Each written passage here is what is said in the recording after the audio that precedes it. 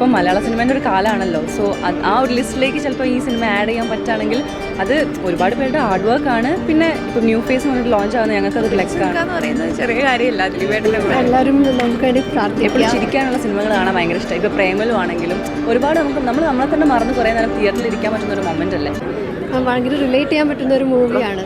Like നമ്മൾ പണ്ട് അത്രയും ഒരു സംശയം കൂടാണ്ട് നമുക്ക് അറിയാം ഇത് ഭയങ്കര എൻ്റർടൈനർ ആയിരിക്കും, എല്ലാവർക്കും ഭയങ്കര ഇഷ്ടമാവും എന്നുള്ളത് യാതൊരു സംശയമില്ലാത്തതാണ്.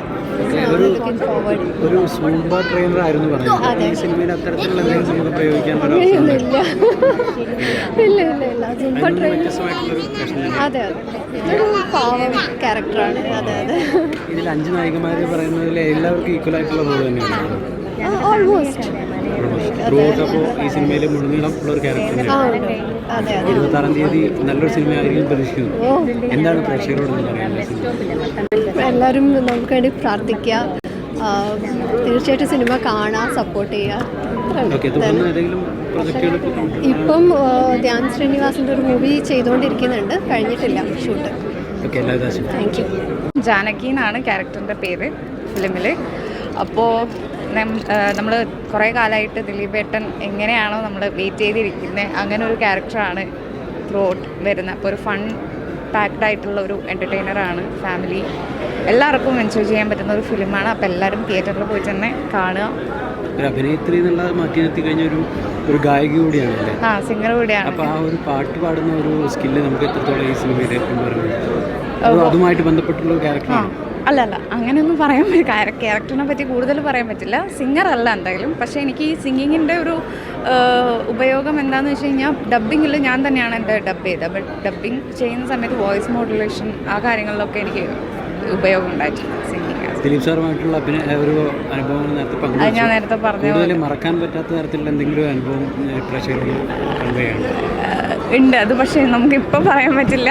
അടുത്ത വരുന്ന എന്തെങ്കിലും ചെറിയൊരു കാരണം ഫസ്റ്റ് വീഡിയോ ആണ്, അത് പ്രേക്ഷകർക്ക് കൂടുതൽ ആകാംക്ഷ ഉണ്ടാകുന്ന തരത്തിൽ. അത് ഞാൻ നേരത്തെ പറഞ്ഞ പോലെ എൻ്റെ ആദ്യത്തെ ഷോട്ട് ദിലീപേട്ടൻ്റെ കൂടെയാണ്. അപ്പോൾ ഈ ആദ്യത്തെ ഷോട്ടിൽ തന്നെ അന്നാണ് ഞാൻ ആദ്യമായിട്ട് ദിലീപ് എന്നുള്ള ഒരാളെ കാണുന്നത്. അത്രയും നാൾ നമ്മൾക്ക് ടി വിയിൽ കണ്ടിട്ടുള്ള പരിചയം മാത്രമേ ഉള്ളൂ. അന്നാണ് ഞാൻ ആദ്യമായിട്ട് ദിലീപേട്ടനെ കാണുന്നത്. അപ്പോൾ ആ സീനും നമ്മളെന്തോ ഒരു വഴക്കുണ്ടാക്കുന്ന അങ്ങനത്തെ എന്തോ ഒരു സീനുമാണ് ഷൂട്ട് ചെയ്തതെന്ന് ഓർക്കുന്നു. അങ്ങനെ എന്തോ ഒരു സീനാണ്. അപ്പോൾ എനിക്ക് ഭയങ്കര ടെൻഷൻ ഉണ്ടായിരുന്നു. അപ്പോൾ പുള്ളി ഈ പറയുന്ന പോലെ കോമഡി കളിച്ച് വളരെ ഇമോഷണൽ ആയിട്ടുള്ള സീൻ എടുക്കുന്നതിൻ്റെ തൊട്ട് മുന്നേ വരെ നമ്മൾ ചിരിച്ച് മരിക്കുന്നൊരു സംഭവമാണ്. അങ്ങനെയാണ് ത്രൂ ഔട്ട് ഈ പറയുന്ന പോലെ ഷൂട്ട് മൊത്തം അങ്ങനെ ആയിരുന്നു പൊയ്ക്കൊണ്ടിരുന്നത്. ഭയങ്കര ജോവിയലായിരുന്നു. അതുകൊണ്ട് തന്നെ നമുക്ക് ടെൻഷൻസ് ആയിരുന്നു. നമുക്ക് 4 പേർക്കും 5 പേർക്കും ടെൻഷൻസ് എന്ന് പറഞ്ഞൊരു സാധനം ഉണ്ടായിരുന്നില്ല. അതാണ് മെയിനായിട്ടുള്ള ഹൈലൈറ്റ്. അതുകൊണ്ട് തന്നെ നമുക്ക് ആദ്യമായിട്ട് ചെയ്യുന്നൊരു സിനിമയായിട്ട് തോന്നിയിട്ടുമില്ല. അത്രയും ജോവിയലായിരുന്നു, അത്രയും കംഫർട്ടബിൾ ആയിരുന്നു ദിലീപേട്ടൻ. നമുക്കറിയാം ചില നവ്യനായർക്ക് കല്യാണാമൻ്റെ ഷോട്ടിൽ പറഞ്ഞിട്ടുണ്ട്, ശരിക്കും ദിലീപേട്ടൻ്റെ പെർഫോമൻസ് കാണുമ്പോൾ ചിരിച്ച് നമ്മൾ ഡയലോഗ് പോലും പറയാൻ പറ്റാത്ത. അത് ഞാൻ നേരത്തെ പറഞ്ഞ പോലെ ദിലീപേട്ടൻ ഇംപ്രവൈസ് ചെയ്യുമ്പോൾ നമ്മളിങ്ങനെ വിചാരിക്കും അയ്യോ ഇത് സ്ക്രിപ്റ്റിൽ ഇല്ലല്ലോ. അപ്പോൾ നമ്മൾ എന്ത് ചെയ്യും? നമ്മൾ അതിന് പ്രിപ്പയർ ചെയ്ത് നിൽക്കുക എന്നുള്ള കാര്യം മാത്രമേ ഉള്ളൂ. പിടിച്ച് നിൽക്കുക എന്ന് പറയുന്നത് ചെറിയ കാര്യമല്ല ദിലീപേട്ടൻ്റെ കൂടെ. അപ്പോൾ അത് നല്ലൊരു എക്സ്പീരിയൻസ് ആണ്. പാട്ടും കൊണ്ടുപോകണം, സിനിമയും കൊണ്ടുപോകണം, രണ്ടും കൊണ്ടുപോകണം എന്നാണ്. ഞാൻ കണ്ണൂരാണ്. കണ്ണൂർ പയ്യന്നൂരാണ്. മലയാളത്തിലെ ഫസ്റ്റ് സിനിമ ഇത് തന്നെയാണ്. ഓക്കെ. അപ്പോൾ ഇതിലെ ക്യാരക്ടറിനെ കുറിച്ച് ഞാൻ കൂടുതൽ ചോദിക്കുന്നില്ല. എന്താണ് പ്രേക്ഷകരോട് പറയാനുള്ളത്? പ്രേക്ഷകരോട് പറയാനുള്ളത് എന്താ വെച്ചാൽ എല്ലാവരും ഫസ്റ്റ് പോയിട്ട് തിയേറ്ററിൽ പോയിട്ട് കാണണം. അതാണ് ഫസ്റ്റ് പറയാനുള്ളത്.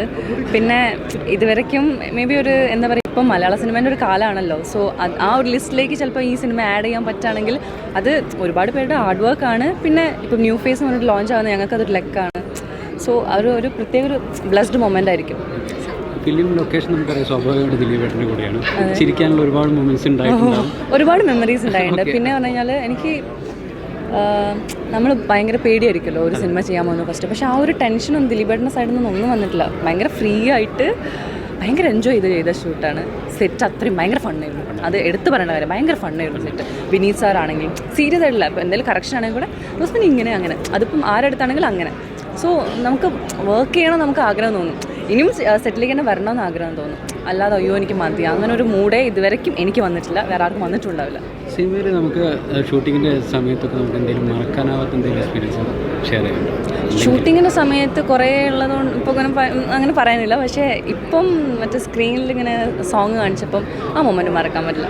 ഒരുപാട് വർഷം വെയിറ്റ് ചെയ്തിട്ട് ബിഗ് സ്ക്രീനിൽ നമ്മളെ മുഖം ഒന്ന് കാണാൻ പറ്റുകയാണ് ഒരു ലക്ക. ഓക്കെ.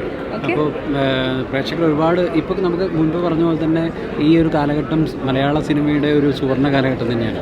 അപ്പോൾ അതിലൊരു സിനിമയായിരിക്കും തീർച്ചയായും ഞാൻ അങ്ങനെ വിശ്വസിക്കുന്നു, ഉറച്ച് വിശ്വസിക്കുന്നു.